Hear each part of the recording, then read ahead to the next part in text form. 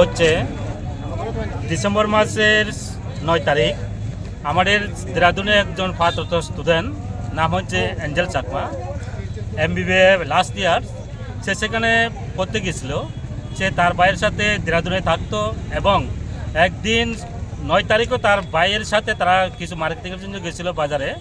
সেখান থেকে ফেরার পথে কিছু গুন্ডাগিরি লোক তাদের সাথে খারাপ ব্যবহার, অর্থাৎ বর্ণ বৈষম্য কথাবার্তা বলে, তোমরা তো চাইনিজ মোমোস, তোমাদের নাক সেপ্তা, তোমাদের দেখতে মোমোস মতো লাগে, তোমাদের নানা ধরনের বিশ্রীভাবে গালিগালাজ করেছিল তারা, যেগুলি অর্থাৎ আমাদের সভ্য সমাজে সে সমস্ত কথাবার্তাগুলি কোনো মুহূর্তে মেনে নেওয়া যায় না। তো সে প্রতিবাদ করতে গিয়ে সে বলেছিল, we are not Chinese, we are Indians, আমরা ভারতীয়, হয়তো আমাদের নাক সেপ্তা হতে পারে, তাহলে এটা কি আমাদের অপরাধ?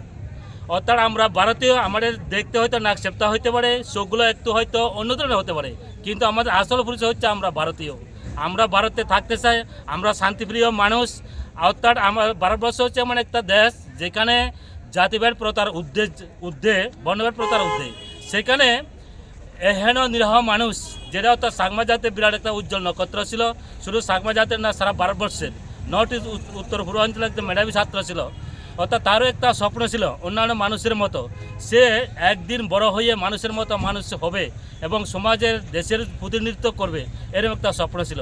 কিন্তু দুর্ভাগ্যের বশত তার অর্থাৎ জাতপাতের বেদের উপর তাদের উপর নানা ধরনের মানবিক, শারীরিক নানা ধরনের অত্যাচার করা হয়েছিল। সেখানে এমনভাবে তাকে নির্মম অত্যাচার করা হয়েছিল, ছুরি মেরে আঘাত করা হয়েছিল। পরবর্তী সময়ে অর্থাৎ 9 তারিখ ঘটনা ঘটেছে। অর্থাৎ তখনকার সময়ের অর্থাৎ দেরাদুনের থানাতেও তারা আপিল করেছিল, অর্থাৎ সেখানে এফআইআর করেছিল, কিন্তু সেখানে দেরাদুনের পুলিশ তাদের সে এফআইআর ঠিকমতো গ্রহণ করেনি।